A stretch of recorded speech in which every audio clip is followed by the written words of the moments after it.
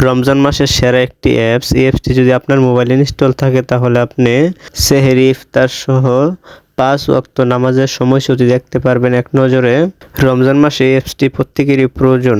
তাহলে চলুন এই অ্যাপসটি কিভাবে আমাদের মোবাইল স্ক্রিনে নিয়ে আসবো শিখে আসি। তার জন্য আমাদের প্রথমে একটি অ্যাপস ইনস্টল করতে হবে।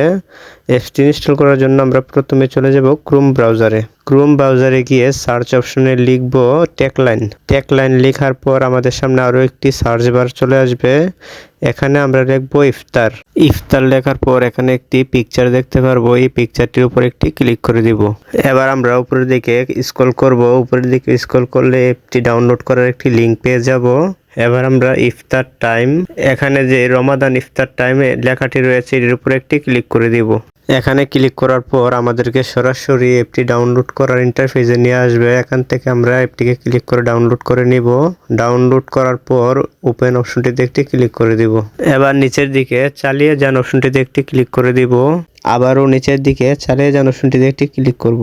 এবার আমরা সরাসরি অ্যাপটি থেকে বেরিয়ে আসব।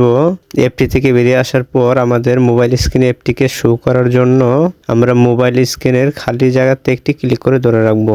ধরে রাখার পর ওয়েট যে অপশনটি রয়েছে এটির উপর একটি ক্লিক করে দেব। এটির উপর ক্লিক করে দেওয়ার পর এখানে আমাদের যে অ্যাপটি ডাউনলোড করেছি এটি শো করবে।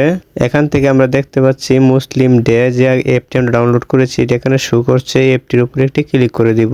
এবার উপরের দিকে স্ক্রল করব। উপরের দিকে স্ক্রল করলে অ্যাপটির যে শর্টকাট অপশনটি রয়েছে এটি শো করবে। এটির উপর একটি ক্লিক করে অ্যাড অপশনে অ্যাড করে দিব।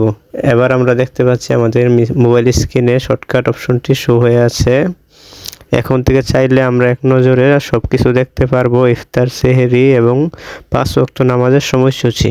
অ্যাপটি ভালো লাগলে একটি শেয়ার দিয়ে অন্য ভাইকে দেখার সুযোগ করে দিবেন। ধন্যবাদ।